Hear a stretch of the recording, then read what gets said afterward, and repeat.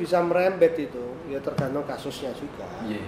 Kalau kasusnya nanti merembet ke berbagai macam saksi, pada saat diklarifikasi terus menyebutkan si A misalkan, kita harus juga terlibat. Panggil lagi ya Pak. Iya, kalau hasil dari fakta saat klarifikasi menyebutkan nama, oh ini sudah terlibat Pak, ya kita akan mengembangkan.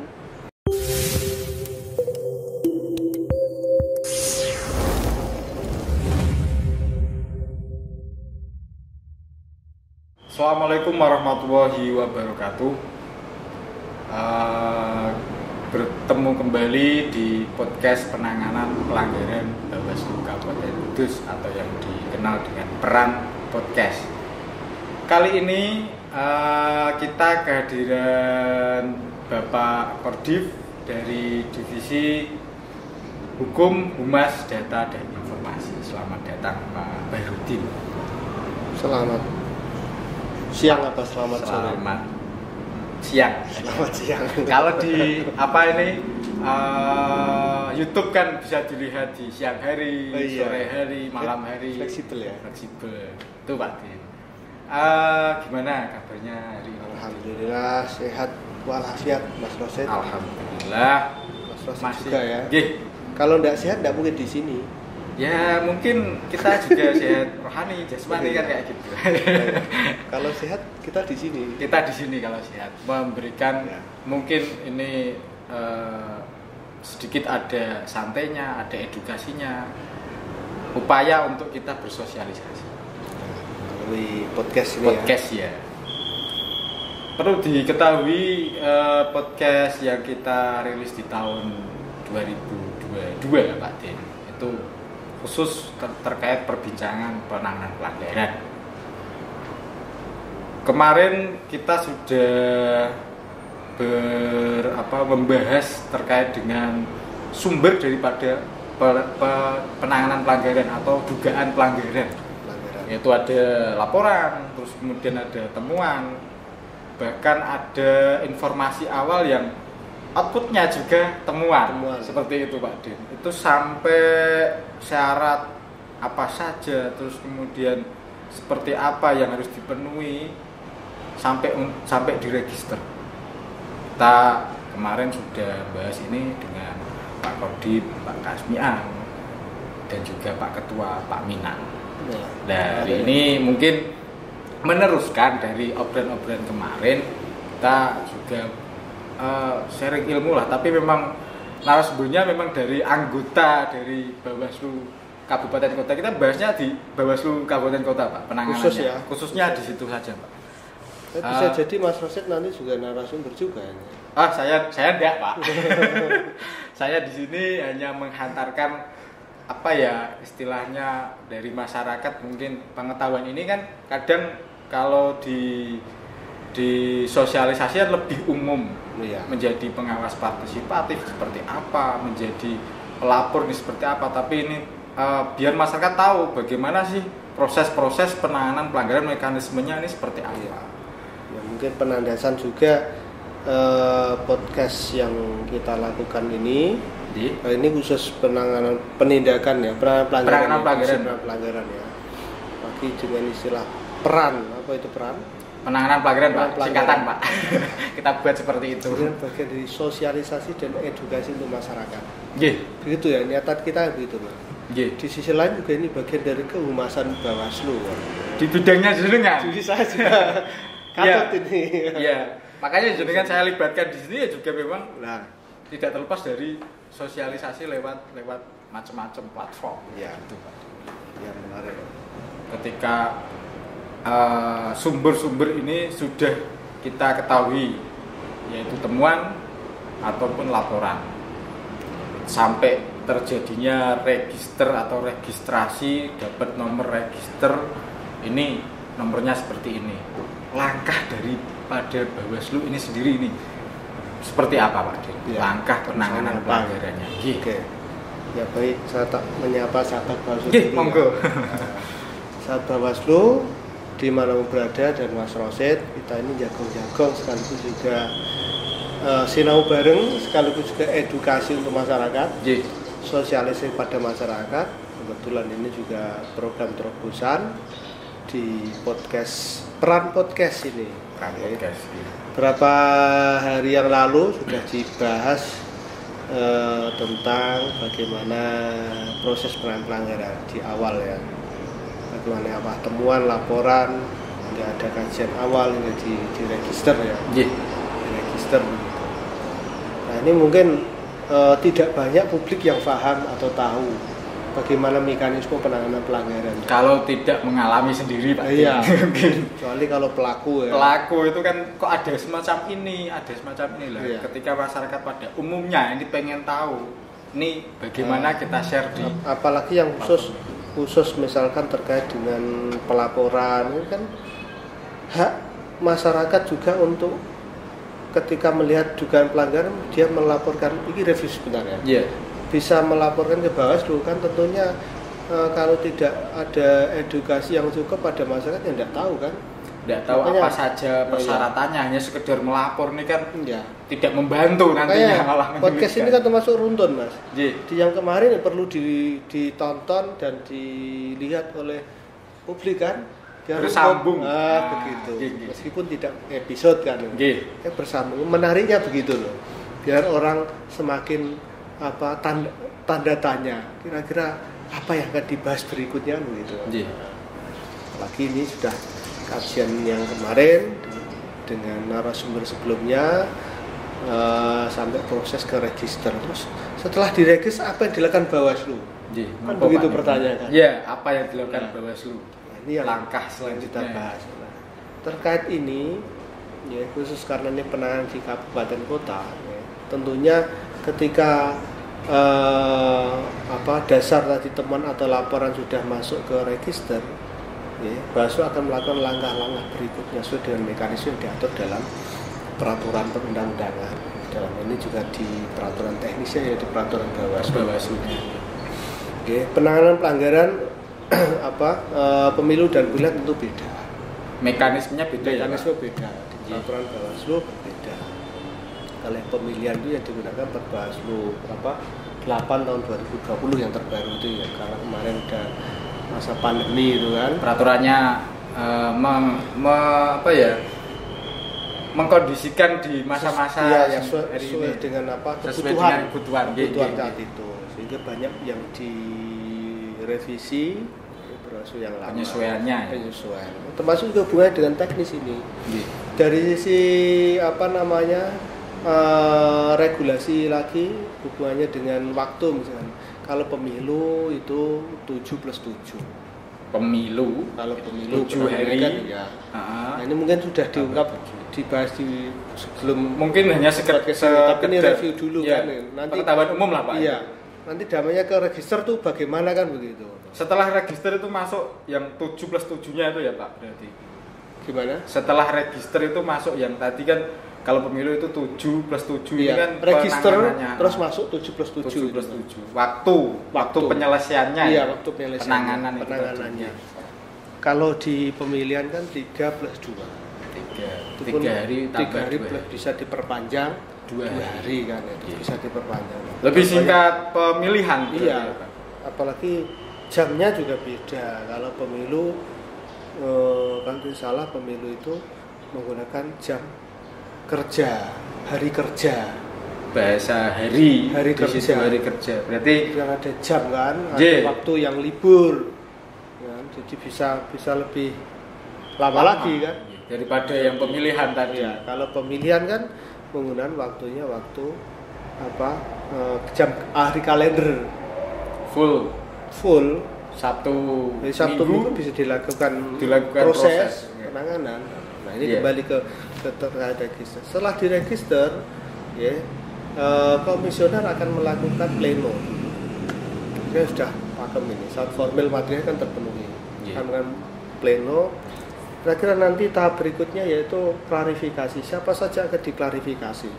Menentukan orang-orangnya. Ya, pihak-pihak yang terlibat. Kalau itu laporan ya siapa pelapornya, siapa terlapornya, saksinya siapa saja. Pelapor juga nanti kita klarifikasi. Diklarifikasi kembali. Ya.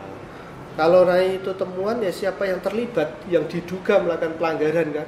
dan saksi-saksi yang ada, yang melihat, yang mengetahui, diundang di Bawaslu untuk ini ya. Dibuat skemanya dulu lah, melalui pleno kan ditentukan. Dirumuskan dulu siapa nanti by name-nya. Bisa saja nanti berkembang siapa yang diklarifikasi. Intinya sebelum tahap klarifikasi itu diawali dengan adanya pleno dulu, kemudian setelah dipetakan Bawaslu juga akan membentuk tim klarifikasi. Sebelum tahapan ada tahapan ini berarti sudah ada tim klarifikasi, dibuatkan SK tim klarifikasi. Ini terdiri dari komisioner, pimpinan, kemudian juga bisa dibantu dari pejabat struktural. Kalau kabupaten kita sudah sakter, ini ada pejabat strukturalnya ya. Kemudian juga staf sekretariat juga bisa. Kalau ada SK-nya itu tadi ya Pak? Iya, sepanjang tertuang di dalam SK tim klarifikasi itu yang berhak untuk melakukan klarifikasi. Kenapa demikian? Kenapa kok tidak hanya komisioner saja? Kan? Karena bisa dengan waktu yang singkat itu, kalau menurut saya dengan waktu yang singkat, bisa jadi tahapannya ya singkat juga. Terus waktu penanganan kalau pemilihan kan ya singkat, kita menghemat kinerja tadi ya, efisiensi. Makanya butuh tim. Bisa jadi satu kasus itu bersamaan, kan butuh tim klarifikasi yang banyak kan. Ada beberapa kasus di satu waktu atau di minggu pertama itu tadi ya Pak. Nah, kalau sudah dibuat SK, kemudian dipetakan siapa saja, nanti pihak-pihak yang mau klarifikasi berikan undangan. Ya, kalau tidak salah bukan form A7 kalau tidak salah itu di Perbawaslu 10. Kalau pemilihan ya, kasih undangan dengan cara yang patut. Nah, kalau diundang, yang kadang-kadang orang diundang tuh ya bisa juga hadir, bisa juga tidak kan, menghindar kan. Ya, karena tulisannya ini kan kayak dipanggil Bawaslu ini kadang kenapa kan gitu. Karena ada alasannya kenapa diundang kan. Padahal diundang ini kan kalau untuk klarifikasi, kalau nggak salah ya Pak. Kalau dia nggak salah kan ngapain harus takut, kan harus memberikan informasi yang lebih detail untuk kita. Ada masalah yang takut, cuek, ya Pak. Nah, kalau diundang satu kali tidak hadir, diundang lagi sampai 3 kali. Kalau 3 kali sudah tidak hadir ya sudah. Gimana lagi? Karena waktu yang singkat 13.2 itu kan. Jadi kepatutan dalam mengundang 3 kali. Terus gini Pak Din, kan tadi untuk laporan pelapor itu kan diundang klarifikasi. Padahal pelapor ini kan sudah memberikan beberapa data diri, kronologi, terus kemudian yang syarat-syarat laporan ini diterima lah istilahnya. Tapi kenapa kok diminta istilahnya diklarifikasi di Bawaslu? Ini kenapa itu Pak? Iya. Kok karena yang lain? Klarifikasi ini kan dalam rangka untuk mengungkap fakta. Mengungkap fakta, mencari informasi, data dari orang yang diklarifikasi. Baik itu pelapor maupun kalau di awal tadi informasi awal ya. Informasi laporan kan itu. Belum detail lah itu. Belum detail. Nah, nanti detailnya ya ketika klarifikasi setelah register. Karena register tapi tetap diundang resmi ya, diundang resmi. Kadang kan gini, untuk mungkin dari pelapor-pelapor ini ketika laporan, kok saya dipanggil juga ke Bawaslu. Iya. Saya kan sudah laporan. Kok saya yang dipanggil bukan yang lainnya? Mungkin karena klarifikasi ini kan tidak tahu yang dipanggil ini siapa saja. Cuman misalnya saya laporan ke Bawaslu. Paginya saya dipanggil Bawaslu. Kok malah kayak ini ya. Lah ini yang mungkin masyarakat perlu tahu itu dipanggil semua memang. Ini juga edukasi ya. Jadi buat masyarakat, sahabat Bawaslu, ketika nanti ada tahapan pemilu atau pemilihan, kalau melihat adanya potensi dugaan pelanggaran, itu ya sampaikan saja, laporkan saya ke Bawaslu dan tidak usah takut. Dengan syarat-syarat yang mungkin sudah karena pelapor itu juga identitasnya kita rahasiakan. Tak mungkin kita ungkap di publik, tidak. Walaupun nanti dipanggil ya Pak. Itu sifatnya rahasia, juga ya? Iya, karena BAP, berita acara klarifikasi itu pemeriksaan.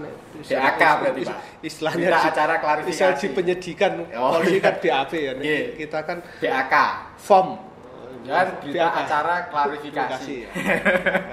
Mungkin form A8 kalau tidak salah. Oh, gigi. Form A8. Nah, kan ada berita acara klarifikasi itu dibuat itu. Itu sifatnya juga rahasia.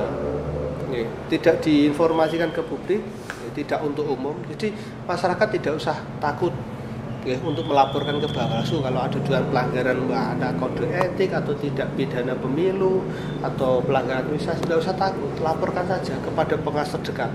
Kalau tingkat desa ya kepada pengawas desa, kalau pada hari pengawas TPS, kalau tingkat kecamatan Panwascam atau lapor ke Bawaslu langsung. Ini yang mungkin menjadi persepsi yang bagi masyarakat takut melapor, nanti khawatirnya malah berimbas pada dirinya, padahal tidak. Justru keberanian masyarakat untuk mau melapor kalau ada pelanggaran itu akan dapat apresiasi. Tingkat ini pedulinya ya Pak. Iya. Nah ini yang minim, dan ini mungkin kita sampaikan ke publik pada sahabat Bawaslu ya. Jadi tidak usah langsung ke Bawaslu, misalnya terlalu jauh. Iya. Ini mungkin tempat kejadiannya. Kalau ke Bawaslu ini terlalu jauh, bisa melapor ke pengawas terdekat, pengawas desa, TPS, kecamatan. Ini kalau kembali ke tadi ya tentang bagaimana penanganan pelanggaran, pelapor bisa diklarifikasi. Ya ini untuk mengungkap fakta-fakta secara detail. Awalnya detailnya seperti apa sih? Iya. Gitu. Sinkron nggak nanti ketika ada pelapor dan terlapor ketika setelah diklarifikasi kan kayak gitu ya Pak? Iya. Orang yang diduga melakukan pelanggaran kira-kira sinkron enggak? Ini. Kalau sifatnya temuan ya orang-orang yang diduga melakukan pelanggaran ya kita undang sama dengan cara yang patut dan resmi, dihadirkan, diklarifikasi. Jadi layaknya kalau di kepolisian itu ada penyelidikan ya, penyidikan ya, itu kan di BAP. Penyelidikan. Okay. Kalau di Bawaslu ya berita acara klarifikasi. Klarifikasi kan kita memastikan benar enggak yang dilaporkan ini sesuai yang dilaporkan. Walaupun sudah melaporkan kan Pak. Kita harus tahu sendiri dari mulutnya yang diklarifikasi atau yang pelapor tadi gitu. Ya, kalau itu temuan ya benar enggak kita memastikan bahwa kejadian itu dilakukan si A si B, saksinya ini ya kan. Berarti yang diklarifikasi atau yang diundang klarifikasi itu misalnya laporan. Itu ada pelapor, kemudian yang dilaporkan atau terlapor, kemudian orang yang diduga melakukan pelanggaran itu ya terlapor ya. Terus juga saksi ahli. Itu saksi itu tadi saksi yang terlibat ya. Itu yang diundang. Utamanya itu pengembangannya mungkin nanti bisa merembet. Saksi bisa merembet itu ya tergantung kasusnya juga. Kalau kasusnya nanti merembet ke berbagai macam saksi, pada saat diklarifikasi terus menyebutkan si A misalkan, kita harus terlibat. Panggil lagi ya Pak? Iya. Kalau hasil dari fakta saat klarifikasi menyebutkan nama, oh ini sudah terlibat Pak, ya kita akan mengembangkan. Bener deh kan gitu. Iya.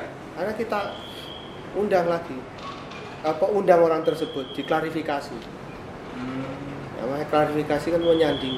Padahal waktunya sedikit ya Pak. Padahal waktunya misalnya pemilihan 3 hari, kurang daripada itu tambah 2 hari. Iya. Makanya inilah pentingnya ada tim yaitu. Kalau nanti sewaktu-waktu ada kasus yang bersamaan, kemudian yang diklarifikasi banyak, sehingga sama-sama jalan kan gitu. 1 hari bisa beberapa orang yang klarifikasi juga berapa orang, yang diklarifikasi juga bisa lebih banyak. Gitu. Kemudian mekanisme berikutnya ya. Ini setelah klarifikasi. Sudah klarifikasi ya. Selesai. Belum ya Pak. Belum. Saat klarifikasi orang yang datang, mekanisme apa sih yang dilakukan kan ini belum dibahas tadi. Orang yang tadi diundang kasih surat resmi, katakanlah dia hadir, ini undangan.